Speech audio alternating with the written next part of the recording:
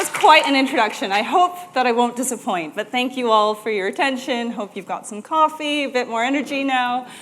So yeah, as you've heard, I work at List. I joined as VP of Product about a year ago, and I'm going to take you through something which I hope all of you will be able to use in your day-to-day jobs.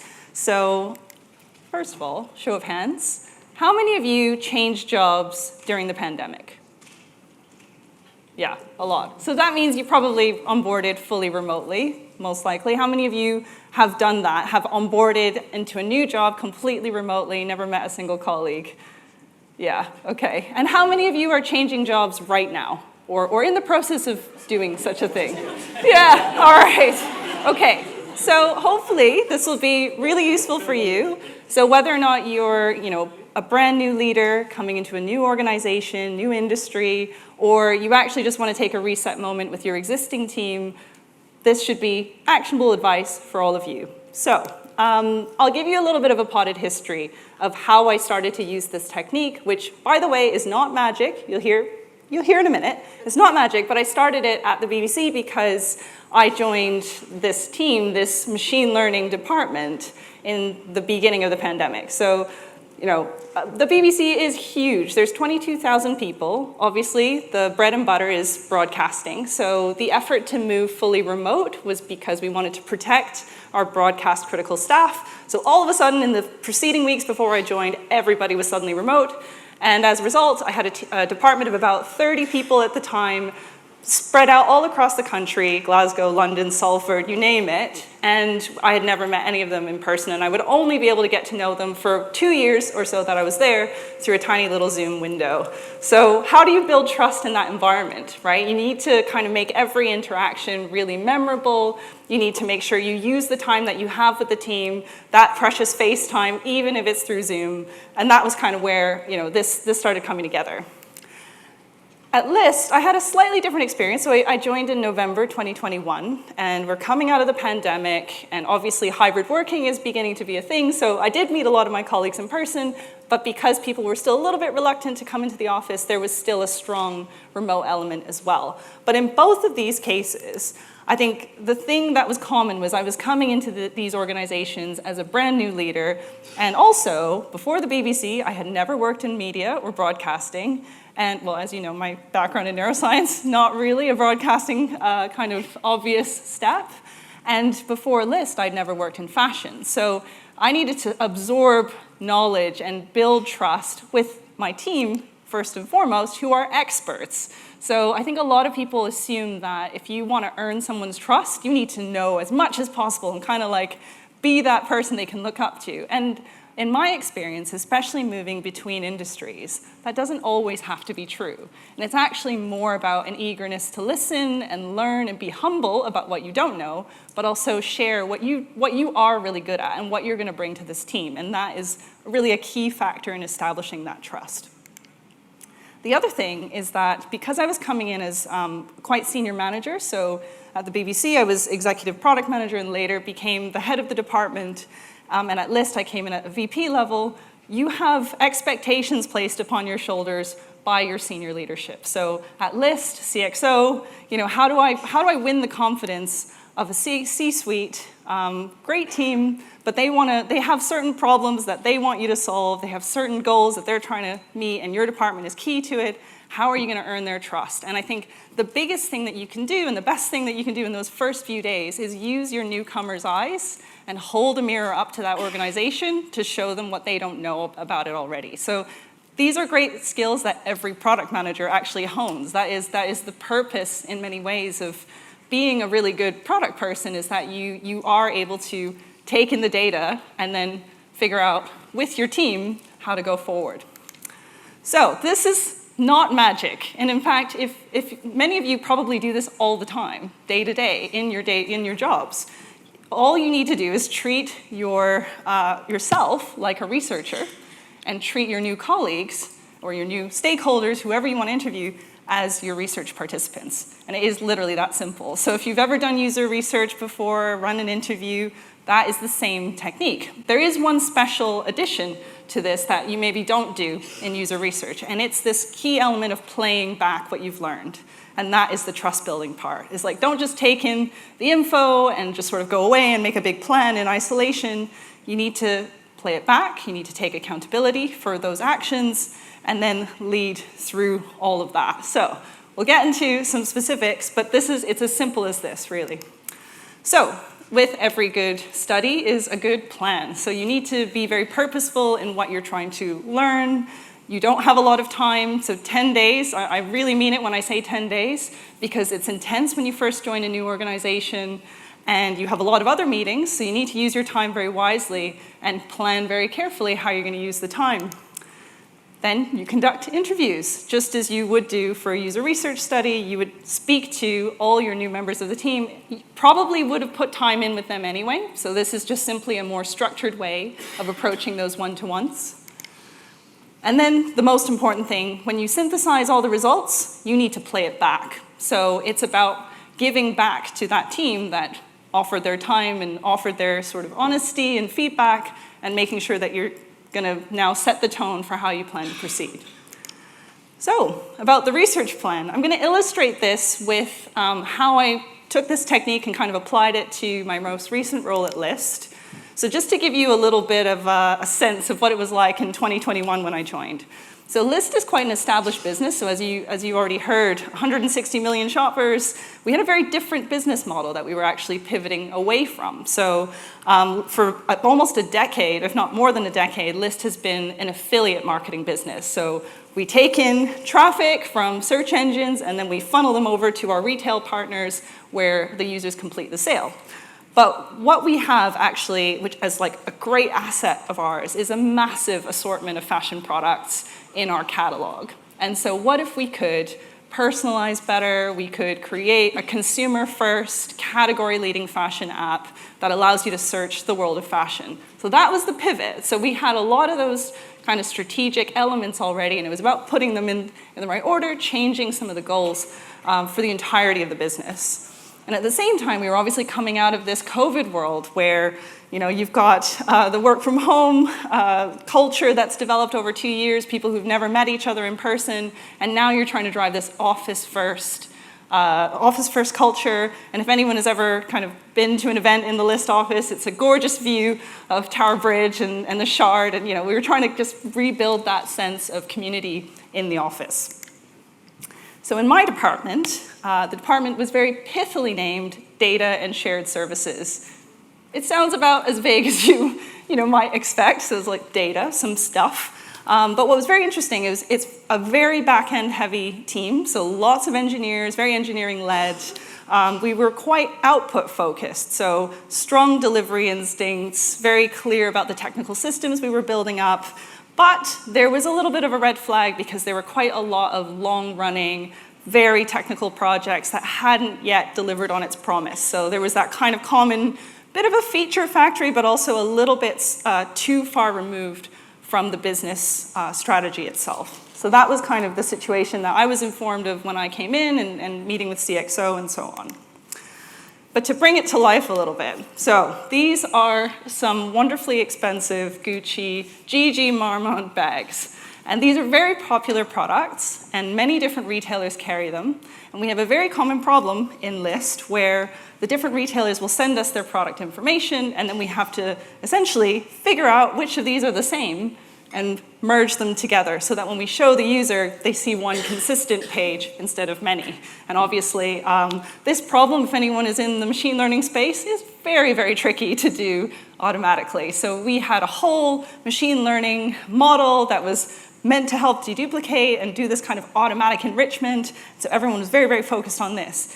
But the problem was we weren't necessarily sure how much better it could be or whether we were focusing on the right things. And so it became this just highly technical space, not as close to some of the customer outcomes as we would have liked. And as a product person, that was one of the areas where I thought, I can go sniffing around here. So, okay, back to the research plan. So you've identified some areas of focus, and in our case it was, okay, how do people know what to focus on? How are we aligned with the strategy? So we can put together a bit of a research plan. you've got to have a discussion guide, because if you're jumping between meetings and you've now got this one scheduled one-to-one with someone, you need to make sure that you know what you're going to ask them. So I'll talk a little bit more about what you can include in that discussion guide soon. And then you need to get those interviews booked in. So the way I did it was I actually emailed the whole department, and I said, hey, I'm running a little research study, so humor me and book a little time slot here. So I was very open about the fact that it was a research study, maybe not perfectly scientific, but it was an open invite for people to reach out. I wasn't trying to scare anybody by putting time in their diary. They could just simply volunteer to have the time and go with the flow. And so each session is about usually 25 to 30 minutes. If you are intense, you'll do 30 minutes back to back, but if you're sensible, you do 25 minutes with time for going to the bathroom.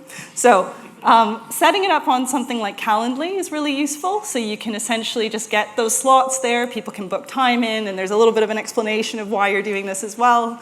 Ultimately, in our department of about 30 people, 25 people volunteered, and they all booked in time. It was very intense, and it was a nice spread across disciplines as well. So even though I was getting a lot of the lowdown from the product team, who I was managing directly, I could hear a lot of different opinions from different disciplines, and sometimes they would conflict, or it would be some new insight, but it was very interesting and good to get that sense from your cross-functional team.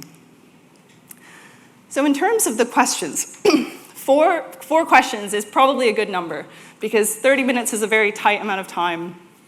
And what you want to do is ask open-ended enough questions that you will learn something very interesting about the way your team is feeling, or challenges that you hadn't yet identified. But as you can see from here, they're not meant to be leading questions. So you shouldn't be expressing or kind of predetermining the outcome. It needs to be relatively objective so that you can just listen. And my favorite question of these is the fourth one. If you had a magic wand, what would you change about your company or your team? And you would get all sorts of answers from that one, right? It doesn't have to be about the product. Sometimes it's about compensation, or sometimes in our case it was about the remote working policy and how that was changing, or how it was communicated. And you get all sorts of different things, but they're all different signals for you to interpret, and then think about how you're going to take that into your leadership style, and also the way you communicate with your team in the future. So now the fun part is the interviews themselves. So with everything, again, just like with user research, you want to really set the stage with the person that you're speaking to. So you start off, of course, introducing yourself, explaining why you're doing this, and also making sure that they're understanding that there are no right or wrong answers. You're coming at this with purely objective eyes, you're not judging them, and they can really be honest with you. And by kind of giving that sort of sense of no judgment, tell me what's on your mind, the other important thing is to reassure the person that you will not be sharing their name or attaching their name to any opinions, because you want all of this to be as anonymized as possible, so even when you play it back, there's nothing that's personally attributable to anybody. And of course, this is the tricky part. So when you normally run user research, you might have a note taker alongside you. In this case, you won't. It'll just be you with the other person, and you're going to be frantically scribbling or typing. And maybe just saying, I might have to pause for a minute just to kind of take that down, but just really signal you are going to be taking notes, because this is really critical for you to digest everything that you're learning from your interviewees. The way I think it's very helpful to structure the interview is also kind of two parts. The first part, especially when it's on Zoom, is a little bit contrived and awkward, but I would really recommend that you start with something fun just to break the ice. Because you've just imagined opening the Zoom window and you're staring at the other person, and then just say, tell me something about yourself. It does not have to be work related. And share something goofy about yourself too, because that really puts the other person at ease. It makes the whole rest of the conversation a little less stilted. Even if it sometimes feels a little bit awkward in the beginning, it is worth the investment, trust me. Because then when you get into the serious stuff, people will open up to you a lot more. Not always, but in most cases, people are just really trying to help. And when they understand that you are human and you have something common that you can connect to, they'll be much more inclined to share what's actually on their mind. And so throughout all of this, I think if there's one thing that you remember about the way you kind of approach these one-to-ones, even if you don't end up doing the whole shebang of like the research study, is that no matter what, when you meet people in your team for the first time or your stakeholders, just be curious, be humble about what you don't know. Don't try and tell them something or that they should be doing something or kind of prejudge the problem or even just kind of brag about your past experience. I think it's much more trust building and confidence building for everyone in the new organization to just talk to you and for you to be receptive to their opinions. All right, and now the most important part and the thing that you can kind of overdo as well. So there's just a few caveats here that when you synthesize, try not to make it too scientific. It does not need to be perfect. This is not in any way like a comprehensive study. You don't need to do tons of data analysis or number crunching. It is simply about extracting key themes out of the interviews, whether it's on Miro, Excel, you name it, whatever you want, that goes. The key thing is just to kind of capture those high-level themes so that you're able to present them back. And one of the things that's very interesting is that you'll notice that in this technique, you do a lot of interviews, right? So usually you'll end up talking pretty much to your entire team or department. It might even be more than 25 people all told, depending on the time you've got. But you'll start to hear pretty much the same themes coming up again and again after about 5 interviews. Generally, the vibe is very clear after that point. However, it doesn't mean you shouldn't have spoken to that many people because what's important is that you've built that connection with all 25. So regardless, if anything, it just reinforces that you're hearing the same themes. So this part should be fairly quick to just digest, pull together the data, and then present it in a deck. And what I did in this case, so this is an actual example of playing back this research study to the Data and Shared Services Department. It was really about visualizing the information in different ways, but keeping it pretty succinct, so there weren't loads and loads and loads of slides. I organized a short meeting, walked through everything for everybody, and 5 or 6 slides to kind of capture the key themes, and that was enough. And I think one of the prevailing bits of feedback that you tend to get is, oh, I didn't know other people were feeling that way, or I didn't know they had that same problem, because often, especially in larger departments, you don't have as much discussion about some of those topics amongst the team, and it takes a little bit of like introspection and really thinking about, yeah, those are kind of big challenges that I'm worried about, and knowing that other people feel the same way can sometimes be very comforting. So again, just more concretely in terms of what I learned in this study, people were genuinely feeling like they didn't really understand the big picture. So like, how did we actually contribute to that strategy? Because the product catalog is central to everything that List does. We don't actually sell physical inventory, so if I can't see exactly what this is connecting to in the business, then how can that be? It's so critical to the core of the product. And then, there was this kind of worry prevailing throughout the different teams, even the ones that weren't working on some of these projects, but they had these like long-running projects and they just really couldn't see the end of them, and they were worried about scope creep and that type of thing.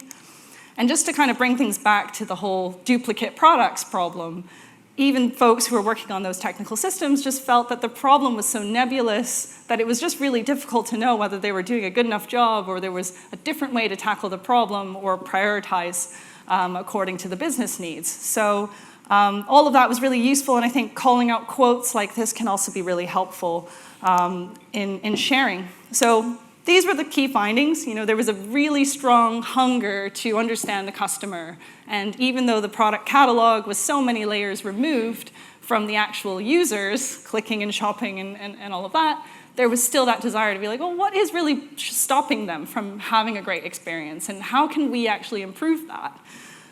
There were those concerns about the long-running project, and also just this general feeling of like, what are we going to do to actually help with retention, and how are we going to help with conversion rate in these areas of the business? So ultimately, those are kind of the big highlights. And then I think a lot of logistical things or communication-related things spilled out as well, that despite the fact we had a really happy, very healthy team culture, people felt like comms were a bit patchy, which might be a symptom of not feeling aligned with the strategy. So quite recently, before I joined List, there had been a lot of changes in the engineering leadership in that department, so that could have been why old meetings that would have been run and cascaded messages might have been just temporarily unavailable, so people were really feeling that. And so that obviously gives you quite a good sense of like what you can do next as a new leader to immediately start to put together a plan. And so ultimately, it comes down to taking that accountability. And it isn't just sort of saying, right, I'm going to take this whole laundry list of things and I'm going to go fix it and be the superhero. It's not really about that, because by playing it back to the whole team, and you've got a team of problem solvers, you're saying, these are the problems you identified. Here's some of the things I think that we should do, and you can help me with that. So the product team, hey, why don't we make sure that the strategy is really clear, that like everything is articulated in the language of the business. And in terms of meetings, every engineering lead, every product lead, we're all part of this leadership team. We can do a lot together to make sure that message gets to every single member of the department. So there were some immediate actions that I took, but again, had to mobilize the team. When I was speaking about this long-running technical project, one of the things that I found was that it's this disconnect with the customer problem, and also a lack of familiarity with product discovery processes. So we immediately actually just said, right, we're going to take 1 week, do a discovery sprint, and really try and pin down what those customer problems are. So we did a lot of opportunity solution tree mapping. That actually helped us collectively decide we need to stop this particular project, but take what we've done and apply it to this part of the user problem, which is clearly very keenly felt. I mentioned that a lot of the sort of ceremonies and leadership structures, those needed to be rebuilt. And in the longer term, it really led to us thinking about the branding of like how we tell the story about what we do. And so rather than stay with the data and shared services moniker, we rebranded to the catalog department. And that was a lot clearer to everybody in the business who weren't wondering if we were the BI analysts. They were, oh, right, you're working on the product catalog, that is your product. Great. Aligned everything to the OKRs and the product strategy, and really like built up the product team as well. And then finally, a big part, which is still ongoing because this stuff doesn't happen overnight, but really trying to embed this concept of rapid discovery, experimentation, and even in a very back-end heavy world like we operate in the product catalog, that is possible. So a year later, we've got big changes in the whole organization. We're very member first. We think about the customer problem. Hybrid working has actually been a really great success, and I feel like actually there's a list table over there. We're going to head back to the office after this conference just to kind of celebrate someone's birthday. There's this nice vibe in the office. And within the catalog department, I'm really proud of how everyone's aligned to the company strategy, to the outcomes rather than just deliverables. We really do now put customer at the center of everything we do. We've even actually, through the restructuring, brought the customer care team directly into the catalog department, so that's led to some really good direct connections between customer feedback and the engineering output that we do. And then if you kind of look at this example with GG Marmont, this is really the prize. Like, this is the value for the user, where we amalgamate all these duplicate products and we allow our users to make a confident choice that they're getting the best price, having searched across that whole world of fashion. So just to finish up on some top tips, be curious, listen, be humble, and this is a really, really key point. Take accountability for that action plan, but don't just assume it's one and done, because you have to revisit it constantly and like keep having skip level meetings or other meetings with your engineers, depending on, irrespective of what level you're at, because things constantly change within the business and the sentiments will change. So it's good to always repeat, even in sort of condensed versions of this practice, to just make sure that you always have your finger on the pulse. But yeah, thank you very much.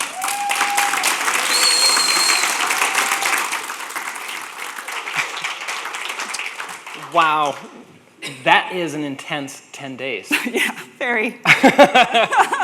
Quick jump on Slido. I think we have time for just like one question. So throw those in there. Oh my gosh, we have so many already.